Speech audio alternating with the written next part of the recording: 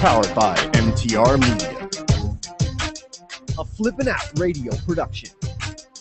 With your host, Chris New York Mitchell. 2nd and 7 off the pump fake, and Chris fires.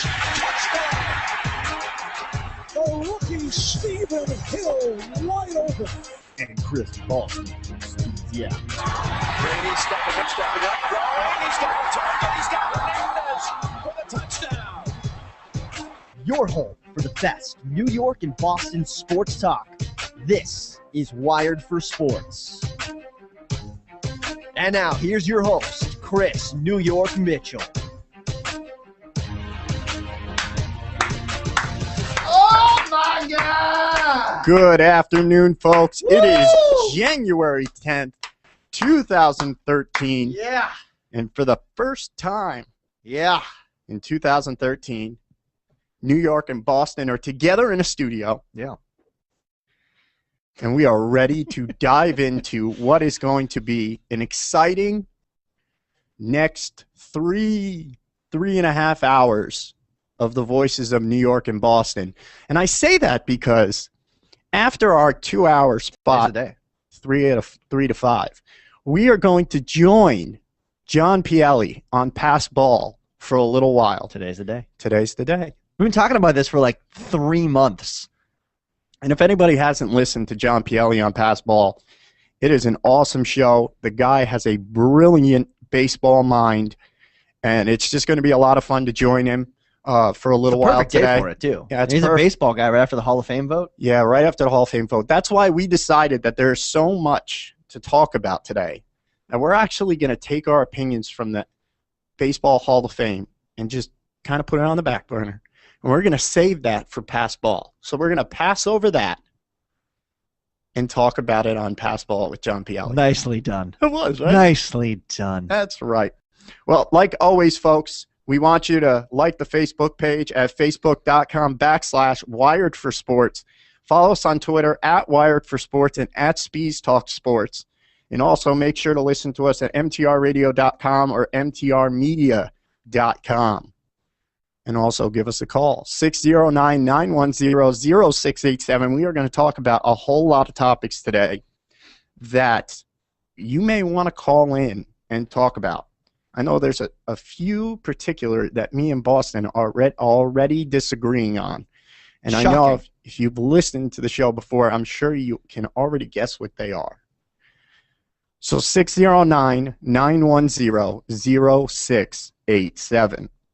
First off the bat, it's kind of a sad story. And I don't like starting off shows on a bad note, but the news of Junior Seau really kind of hit me on the way here, that they got done researching his brain and he had CTE.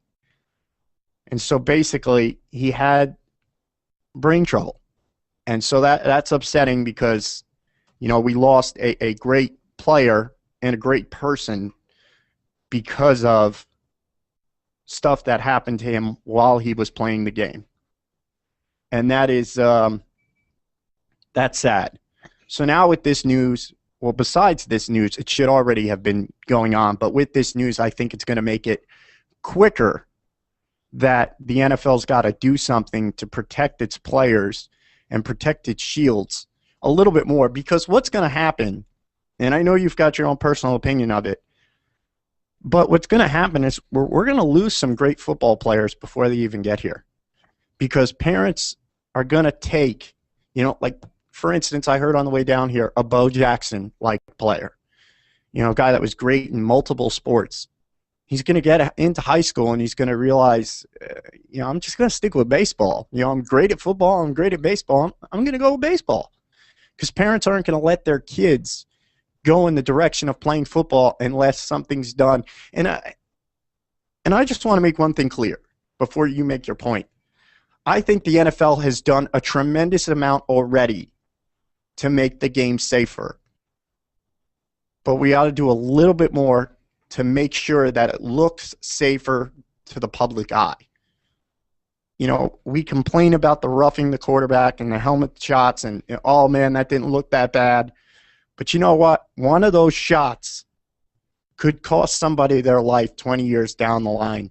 And my parents and my grandparents, see players shooting themselves in the head and committing suicide they love those players growing up. They idolize those players. I don't want the players that I idolize, and Junior Seau was one of them.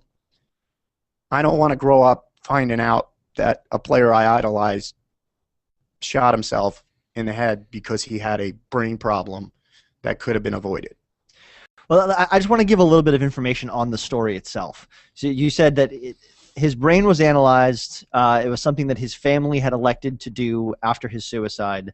And I can't remember, and maybe you can help me clarify this, but Junior Seau committed suicide by shooting himself in the chest. Yeah, he didn't shoot himself in the head. I know. And I believe, and I'm not sure if he had left a note or if the note said this, but it is my belief that he chose to commit suicide in the way that he did so that he could get analyzed. So that after his death, someone could go back and say, this is a guy who was never diagnosed with a concussion before and wound up at the time of his death having CTE, which, and bear with me because I'm probably going to pronounce this wrong, is chronic traumatic encephalopathy, which is a neurodegenerative disease that leads to dementia, memory loss, and depression.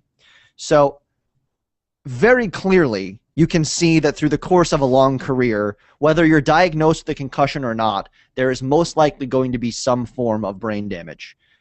The issue that I have with this as it currently stands is that I don't think this news about Junior Seau is going to change, as you said, the way parents view their children in the sport. I think that sort of stuff has already started. And I don't know if we're going to be able to reverse course from it. The game is getting faster, the players are getting bigger and stronger, and it is getting increasingly difficult to regulate player health because there's only so much you can do. And you try to teach players as they're younger the correct way to tackle. You teach them not to lead with the head. You teach them to not protect themselves by ducking into a hit, which we see a lot of times on the offensive side of the ball. And it leads to a lot of bad calls, in my opinion, honestly, on the field. So there's a very fine line to walk as we progress forward. And I do think that you're right. That the NFL has done a pretty good job so far in really investing in player safety. And a lot of people out there are saying it's the no fun league, the flag football league, and this and that and the other thing. But you are 100% correct. You have to find a way to best protect your players. And it's sad that these conversations seem to only come up when something like this happens. It's truth. But I'll tell you one thing. Everybody does call it the National Flag Football League or the No Fun League. But I'll tell you right now, I watched every game this season with all the new rules in place. And, yes, you get upset because it's a flag and it's 15 yards and it's a personal foul and all that, and it affects your team. I get it. You get upset. But No Fun League? I love watching football. Well, yeah, I mean, the numbers don't back it up. You're still tuning in and watching. It's the highest-rated television show. I mean, the Super Bowl is the highest-rated television show in the history of TV. So you're still watching the game. If you don't think it's any fun, maybe you should just turn the TV off. But that's not happening. It's wrong. And it's still fun to watch.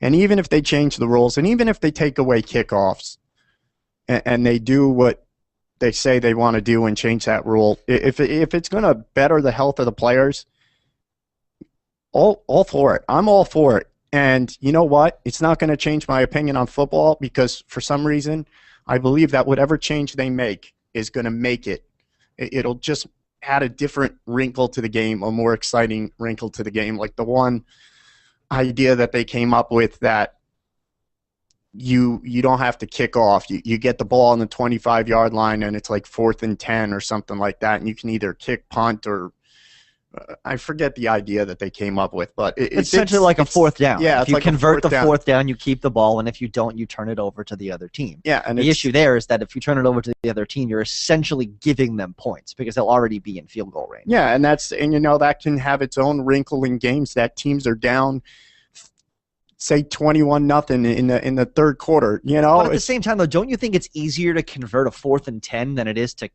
get an onside kick? I don't think it'll be 4th and 10. I think it's going to be like 4th and 15 or something in that nature. It's going to be something. But okay, so let's take that. If it's 4th and 15, then it's automatically a passing play. Yes. So you're giving the defense an advantage already. I don't know. I think that that's what they're going to want to do. They want the defense to have the advantage so that you don't see teams going for it all the time. Like, it's not supposed to be easy for the offense. I'm not saying that it should be easy. That's what I'm saying. I'm just saying it's going to change the end of games. It's gonna change the way teams play at the end of the fourth quarter. Because if you are down by 10 and you just scored a touchdown and there's a minute left on the clock, you got to get the ball back. It changes the way you play. It changes the game planning. And I think that it's unfair to shift away from what has been the rule for forever. Now, I don't disagree that taking away the most dangerous play in the game is a bad idea. I don't think that's necessarily true. I just think that they need to figure out a different way to do it than this. I don't like this solution. Well, I mean, whatever they're going to do, it's going to be in the best interest of the league because they don't want to lose ratings, but they do want to have players safer. 609-910-0687 is the number. Make sure to give us a call if you've got any opinions to that. I do have to tell you, folks, that you're not in studio with me, so you can't really see what I'm saying unless you're on like our YouTube type channel. Mr. Spezialy. YouTube type. It is YouTube. 2013, I think Spezialy is trying to become me because I rock the full beard. I've been rocking it for a while. It's my basketball beard and my hockey beard for Tyson Chandler, and it started with the Rangers where nobody shaved for X amount of time during the playoffs, that whole 9 yards. I did it. I stay with it. I like it. I continue to do it. Spezialy's always been the clean-cut guy. Clean cut. I walk in for the first time ever, and I've known him for almost 2 years now. He is rocking this grizzly bear beard. Like he has spent the past 3 weeks in Vermont in the woods in a cabin with just a fire. I was in Vermont, actually. Well, then that's over the Christmas break. Is that what the beard's from? Was interestingly enough, that was the day I started growing the beard. It was December 26th, the day that I was in Vermont. But it has nothing to do with that. I grew the beard mostly because I'm lazy and I despise shaving. So I think it's funny that you think I'm the clean cut one. I hate shaving. But you're always shaving. I never. No, that's not true. I never grow it out this far. But I try to go as long in between shaving as I possibly can before my face. I want to like itch my own skin off. Yeah. But I've gone past that now. I've gone past the itch, which is great. That's awesome. So this is going to stick around for a while. I'm rolling with this for a bit. Yeah. Okay. So we've got two grizzly bear looking dudes behind the microphone. Now I call it the Chris Mitchell look. That's what Spezialy's rocking. He's rocking the Chris Mitchell look. Now, it's been a very interesting couple days for the New York Knicks.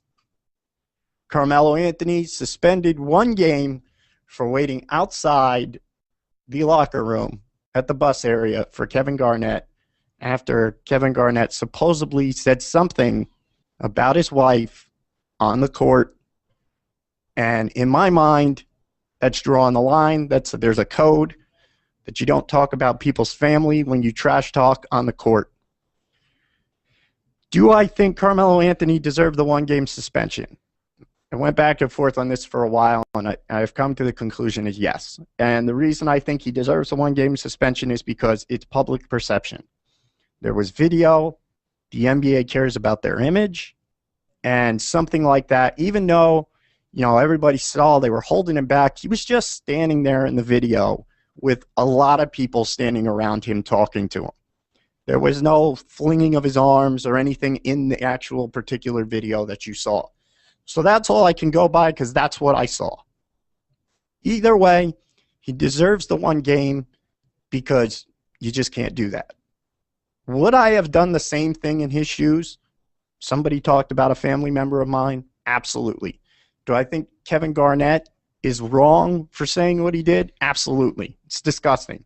Some of the things that I've read about, and yes, they're just perceptions, but some of the things that he has said to players is just despicable. And why he needs that extra edge, I don't know. Going above the line and trash talking. I don't think you're going to see anything like this from Carmelo before, and he's got the background to prove it. He's had a few incidents that he had earlier in his career, and they've never been repeated. He got suspended for, it was 30-something games, maybe more, for J.R. Smith getting swung at, and he came to his defense and took a swing at a player. You've never seen him have an outburst like that on the court since. I don't expect him to have an outburst like this again anywhere in the season. Well, to be a little bit clearer, this is a different year for Carmelo Anthony. There's a little more pressure on him than there has been in the past, I think. And I do believe that has started to show a little bit. Now, I don't have the numbers in front of me. I will look them up at some point during the course of the show. But Carmelo Anthony's got a whole bunch of technical fouls this season. 8. He's halfway to getting suspended for a game. Actually, isn't it 9 now after the KG one? Or was that the 8th? Either way, he's got a lot more technical fouls than he typically accrues during the course of a season. He's on a much higher pace. And you have to wonder a little bit if the pressure is getting to him, just a little tiny bit. Now, we're going to use the word allegedly about 150 times during the course of this conversation because we will never know exactly what Kevin Garnett said to Carmelo Anthony. We will never know whether Carmelo Anthony's intentions were to have a conversation, and I'm using my air quotes, or if they were, in fact, to get in a physical altercation with Kevin Garnett on the bus or just off the bus or whatever. Tyson Chandler has come out and defended Carmelo Anthony. Said, KG, you crossed the line. You shouldn't have said that. Blah, blah, blah, blah, blah, blah, blah, blah, blah. Doc Rivers has come out on the other side and said everything that everybody's saying about what Kevin Garnett mouthed off to Carmelo Anthony is completely untrue. So now you've got a New York Knick defending a New York Knick, and you've got the Boston Celtics head coach defending his player. Who do you believe? And this is why this whole argument is a little ridiculous to me, because there is absolutely no way that anybody can police this. You can't. You just can't do it. That's why it's an unwritten code. If there's such a big problem with what's happening here, write it down. Put it in the rules. That's the answer to this. Because how do you judge? It's a personal opinion call. All of it is. It is. I mean, it is. Either way, what KG did, if he allegedly did it, was wrong. And I there's nothing you can do about it suspending wise. I'm not saying what he did was right. Or I'm trying to figure this out in a layman's way. It's impossible. It is. This is an impossible conversation because there's so many unknown factors, and because, quote, it is an unwritten rule. Now, as far as Carmelo Anthony lost it. He did. He couldn't take the heat. Get out the kitchen. Seriously. And we talk about Kevin Garnett being the dirtiest player and having the nastiest mouth and being the biggest trash talker in the game. I contend that very well is the case. He is the biggest trash talker in the NBA.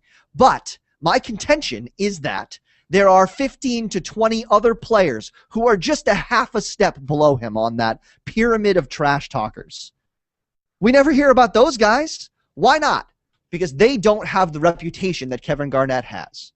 It is my opinion that Kevin Garnett has crossed the line as far as trash talk is concerned one time. One time in his career. And what's interesting is that if you talk about the unwritten rule being you don't talk about family, he didn't break that rule in the Villanueva situation. He didn't break it.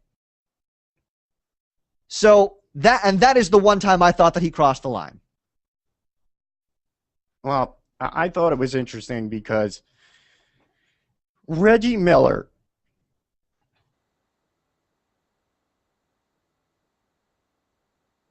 in NBA history, you've heard it from old players. His comments on this were, you don't ever talk about anyone's family. Even with trash talking, there's a code of conduct. Boys will be boys. We don't really know what KG said, but we've only heard the reports, but family members, mothers and fathers, kids, and especially spouses are off limits. That's taboo. He goes on to say about him, he never made it personal. He tried to be clever and funny. So his opinion was he didn't think Carmelo shouldn't be suspended because he didn't do anything wrong.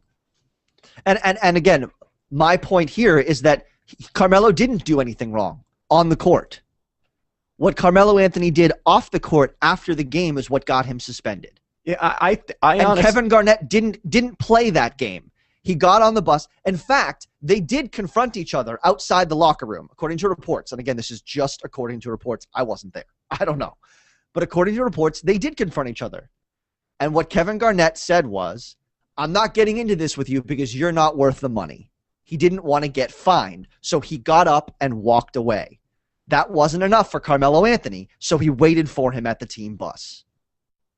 Carmelo kept it going, and that's what got him suspended. I nothing honestly, to do with the double technical yeah, fouls it doesn't. or the jawing on the court or the pushing and shoving. It's everything. It had everything to do with what happened after. David Stern, as everyone has always said, is a gangster as far as NBA image is concerned. You don't mess with the way the NBA looks.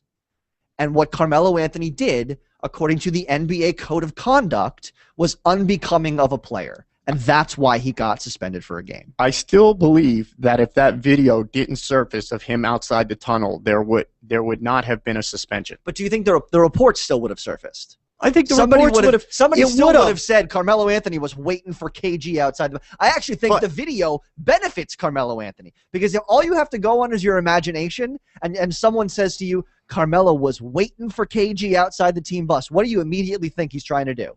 Gonna fight him. Exactly. It didn't look like that in the video, but this is the thing. It's visual evidence. That's the thing. You know, everything we're talking about is skeptic. You know, did he say this? Did he not say this? What happened outside the locker room? We'll never know. What we do know is that Carmelo Anthony was standing outside by the bus waiting for KG to come out. And why do we know this? Because there was a video. They could have worked around this. It's a report that he was standing outside waiting for KG. There would have never been a suspension in my mind if there was no video to prove it. And I still think there would have been. I do still think there would have been. And also, too, I think that when you actually think about that event and think about Carmelo Anthony waiting outside the team bus, if it's just him, that's in a weird way kind of okay. But the fact that they had to get MSG security, the head coach, Mike Woodson, and uniformed police officers to step in between Carmelo and the bus tells me that there was something, it was a little bit more than just I wanted to talk it out with KG. No, this was the New York Knicks organization saying there's no way we're losing Carmelo Anthony over this. I want cops. I want security. Get Woodson. Get him out there. Make sure that nothing happens to Anthony. Whether he said, I just want to have a face-to-face conversation. If I'm the owner of the Knicks or any kind of bigwig and that's my star, I want to make sure there's as many people in between him and KG as possible because I'm not losing him, even if he just wanted to have a conversation. I don't want anything to escalate that I could have prevented from him having a 1-game suspension to a 50-game suspension. So that's why I think there's a plethora of they wanted all hands on deck, make sure they are not within any swing distance of each other. Sure. That's why I think there was an overhaul of that many people there. I don't know what the order of operations were there. I don't know if Carmelo Anthony went down by himself and then all of a sudden everybody was like, holy cow. Or if somebody said, hey, I think Carmelo's going out to the bus. Let's get everybody down there to settle this thing down. There's a PR director. That PR director must have said, Anthony's getting dressed real quick. He's going to want to go somewhere. They already had the incident outside the locker room. So there was already all hands on deck, get people down by the bus because that's where KG's going. Make sure it is taken care of. Yeah, that's just another thing we'll never know, which is really kind of it's unfortunate. The truth. By the way, before we continue, there has been some breaking news that we'll probably be talking about on Passball, that Major League Baseball and the Players Association have agreed to random, unannounced, in-season blood testing for HGH beginning 2013. Wow, that's a big deal. Yeah. Cool. That's something we're definitely going to get into a little bit later. Oh, that's great. I'm actually really happy about that. There is another suspension that happened on the other side for all you people that think I'm just a New York Knicks supporter. But Rajon Rondo got a 1-game suspension. And when I tell you that was ridiculous, I'm appalled. And I understand that Rondo has a history of bumping officials or throwing a basketball at officials. But what he did in that game, and I watched the replay at least 8 times, just looking for something that says 1-game suspension, anything. He literally just walked up and placed his shoulder on the official's shoulder, and the official turned around and had a smile on his face. He had a smile on his face as they were talking about what happened. Nothing about that screamed suspension. But because it's Rajon Rondo, well, maybe he was, he was uncooperative in an in-league investigation. There you go. Because everybody in the world could see there was nothing there. What were they going to ask him? What were they going to ask? I want to know what they were going to ask him. Well, we'll never know that. And neither will Rondo.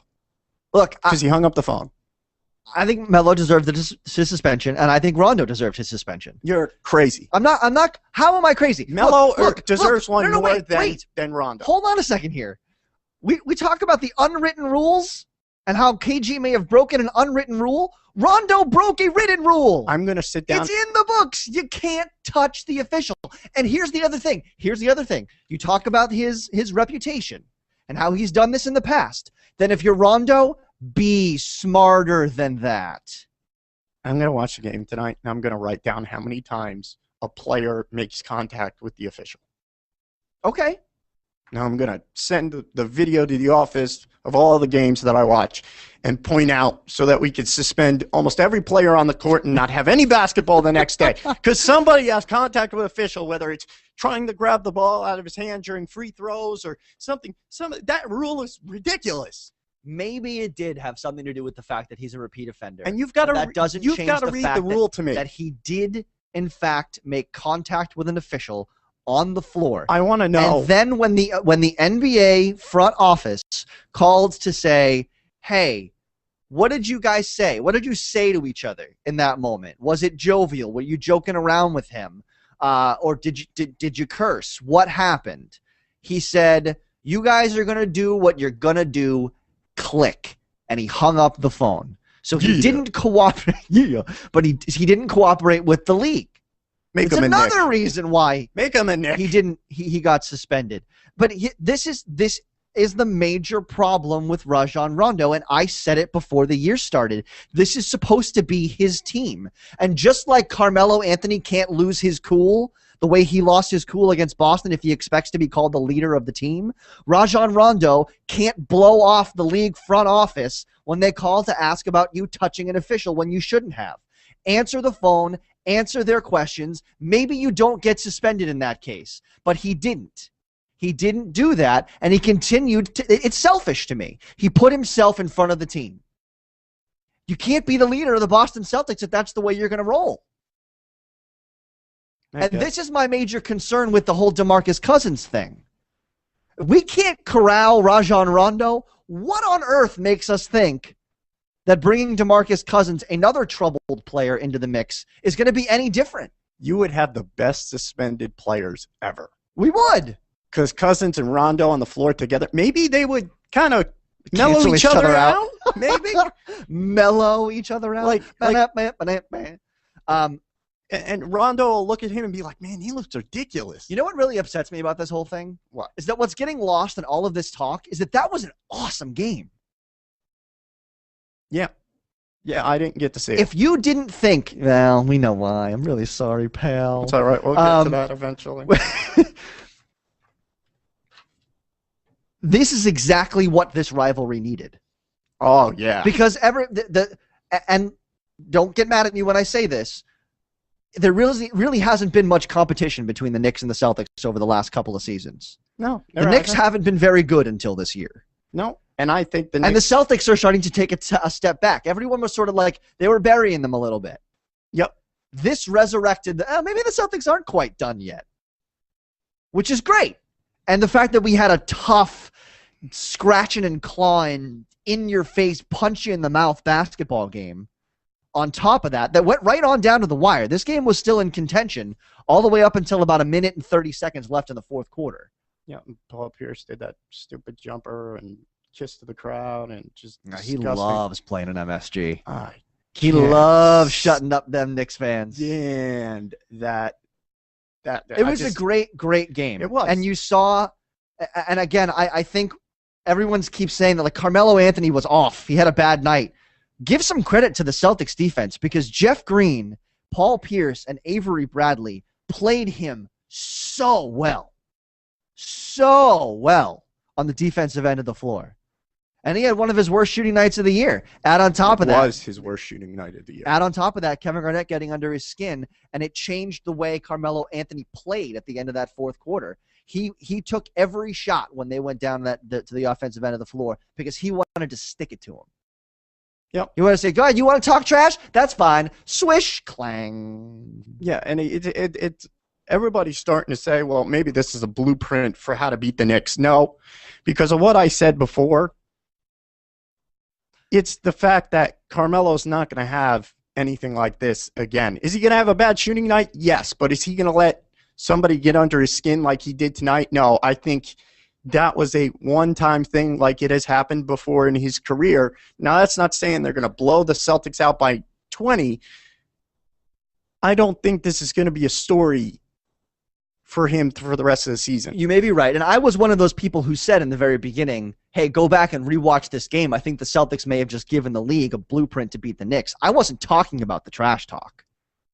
I was talking about how the Knicks got physically manhandled by the Celtics. I mean, I'm saying if you play them tough, if you don't back down an inch and you don't let them push you around, if you're in their face on every three-point jump shot, if you defend the paint and don't let Tyson Chandler get up over your head and, complete 6 alley-oops in the course of a game, you've got a good chance to beat the Knicks. But what I don't understand is, isn't that what you're supposed to do, period, playing a basketball game?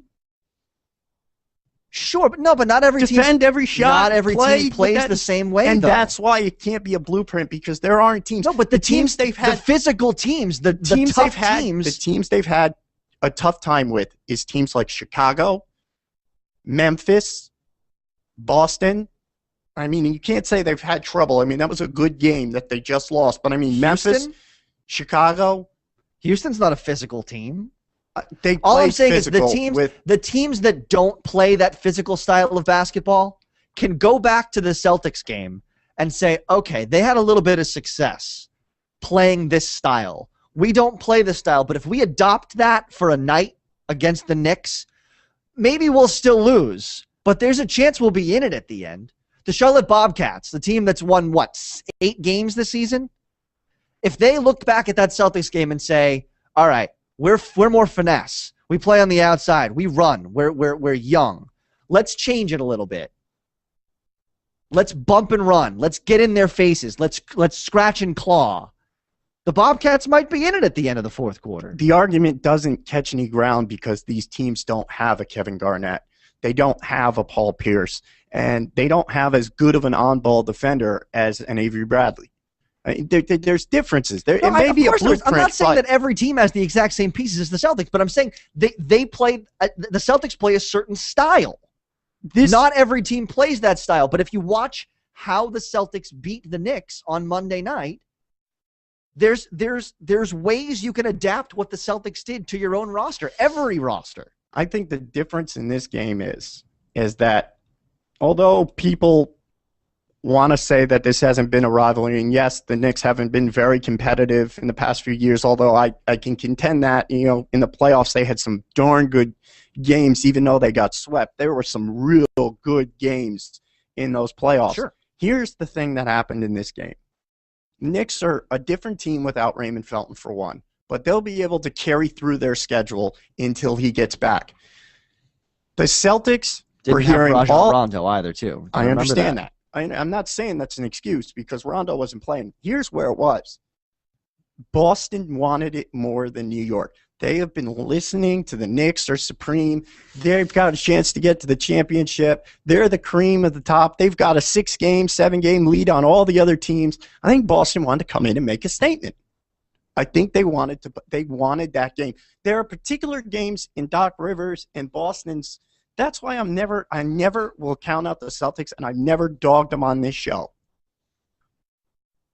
If there's a game they want to win, they're going to go win it. If it's the Charlotte Bobcats or the Detroit Pistons, and maybe they don't put their whole heart into the game, they may lose. But if it's a game they want to win, and I believe that Paul Pierce, it's Madison Square Garden, the Knicks have a 6-game, 7-game lead, they wanted that game. The Knicks, maybe not so much. They're a little banged up, trying to get Amari back into the system. They want to protect their home court. It was a good game. Well, I mean, if you take it off what Carmelo Anthony said, he doesn't think about the Celtics at all.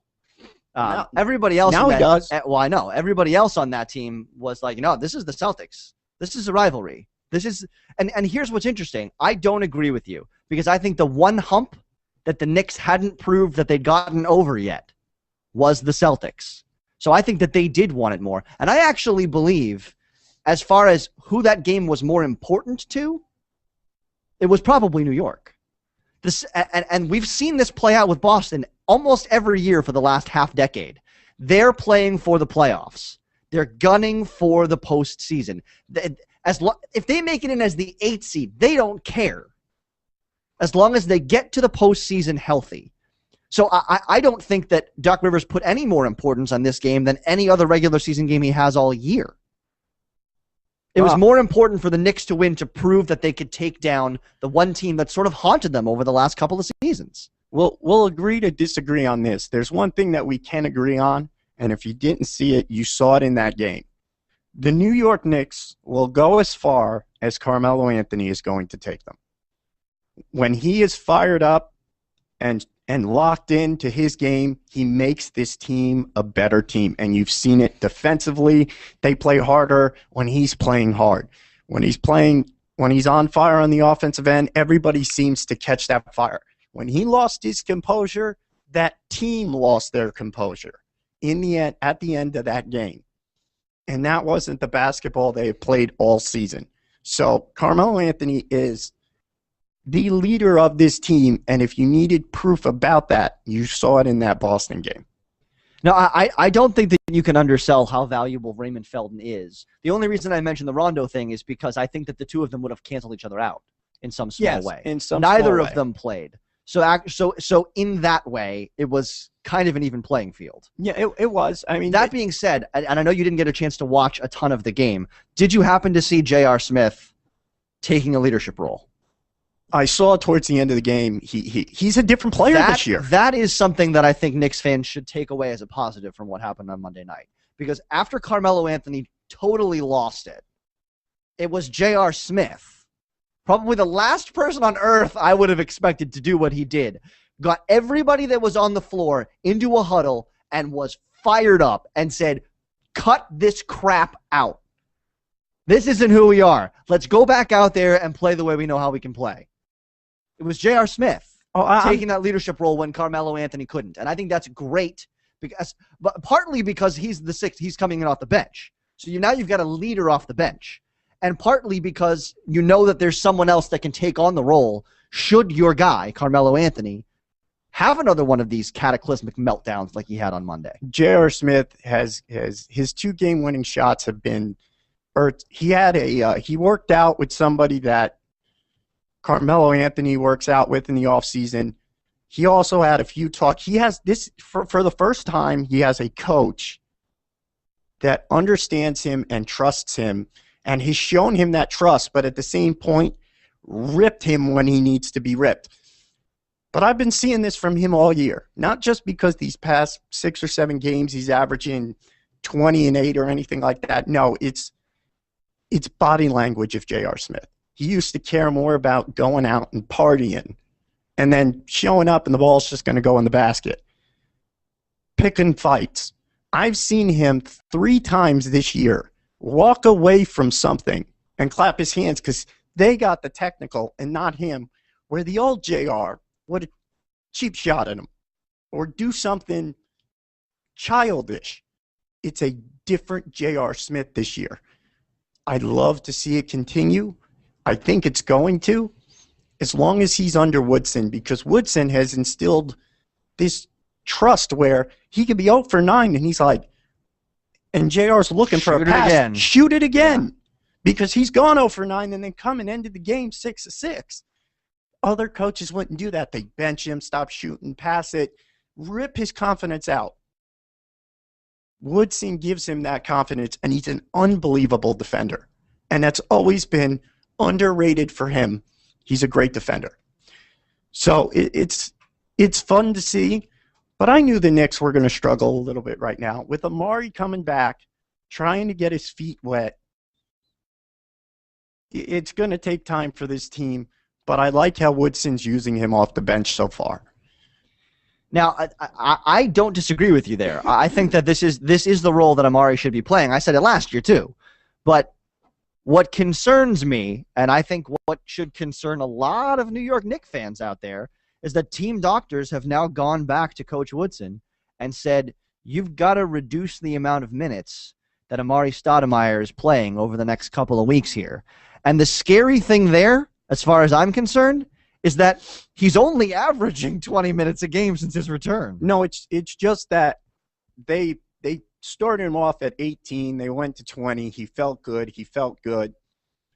And then he played that 28-game beating between these two teams, beating each other up. And he had some soreness in his knee. It's not a setback. It's just the doctor saying, hey, we're going to be cautious. It sounds like a setback to me, though. A setback to me would be we're going to sit him for a couple of games and see if the soreness goes away. The fact that he's trimming off 8 minutes, they just want him to get back into shape. But see, he only played 28 minutes one time. And that's where the soreness came. So go back to 20 and then gradually try to work him up. They're not going to let him go down. That's what I understand from the Knicks right now. I don't think they're going to have much of a choice. You can't control what happens inside the guy's knee. You just can't. No, you can't, but you're going to do everything in your power to try to Understood. Make it all work. I'm saying is that I think that there should be some nervousness there. That's all. I mean, you can say. What it means is that he came back and he's not 100%. Yeah. If he was 100%, he should be able to play 28 minutes and not have soreness after the fact. Yeah, I mean, I don't know. And in my mind, that's what a setback is. I mean, you realize that you can't play at the potential you thought you could. I guess I have to take a step backwards. I don't really know about the injury. I'm not as worried about it. One, because I know how this team plays without him. I'm more concerned and happy, so happy about Iman Shumpert being cleared for full contact. He's the guy that needs to come back. Amar'e, I think the Knicks will be successful whether he's on the floor or if he's off the floor. He's a benefit to have on the floor, but we've seen this team play without him and be extremely successful. Iman Shumpert, on the other hand, right now with Felton down and Kidd getting minutes and Prigioni getting minutes, to get Shumpert back and to get that speed to slow down faster point guards is going to be huge for the Knicks. And I want him to be healthy when he comes back. And they've taken a long time to get him back. But it's going to be nice to have him back. He will certainly change the way the Knicks play defense, which is interesting because they've actually played much better defense this season than I think a lot of people expected them to. I just hope to God that he shaves his head. I can't stand that freaking haircut. It drives me crazy. I know that's a stupid thing to say on the radio, but really, Everybody's oh problem. Lord, with it. I And hate it. the fact is that because everybody's saying they want him to cut it, He's going he's to keep not it. going to cut it. Yeah, it's like my beard. But Laura hates this thing. I but I'm think not when giving he gets into gameplay, and if he has a bad shooting night or anything, it's gone. I'm telling you, if he has like a bad game or doesn't play well, he's going to look for something. He's going to go, oh, that's it. I loved it while I was hurt and training, but gone. Going back to the Is ball. that going to slow him down too? I mean, aerodynamically, that can't be helping him. Yeah, like he won't be able to dunk from the free throw line. He'll have to take an extra step. That's unbelievable. If Iman Shumpert comes back and has the kind of impact that Avery Bradley had for the Celtics, then the Knicks are going to be in for a treat. I honestly think that Shumpert is a better on-ball defender than Bradley, but I think they're totally very close. Disagree. But I think they're very close. So, I mean, yes, I think he will have that kind of an impact. Brooklyn Nets are in an interesting predicament. You know, if you've read the Twitter world, it looks like Andre Blatch has been involved in some kind of sexual abuse. Not according case. to him. Not according to him. He was there. What he said was that he was interviewed by the police because he was in the presence of the person who committed whatever crime they had committed. So he was interviewed, but he wasn't actually involved. So we're going to have to – it's funny, though. We were all sitting around. I was talking to a bunch of people, and we were saying when they said it's an unknown player, like you look down their roster, and everybody had the same answer, Blatch. I mean, it's just I guess he's the only one on that team with a history of getting in trouble in the Interesting. in I his didn't know past. that. I hadn't heard that. Yeah, that's the reason they got him for so cheap. He's a good player, and you've seen it in his numbers this year. Yeah. But Washington didn't want him because he was troublesome off the court. So, but with PJ Carlesimo taking over this Nets team, you're seeing the Nets catch a little bit of a stride. You know, I'm trying to see exactly. I forget the number. They've won 4 in a row. 4 in a row and 6 of their last 7. 6 of their last 7. I take it Since the firing. Since the firing, I take it with a grain of salt. They have a couple good wins. You know, obviously the Oklahoma City win was good, and it was at Oklahoma City.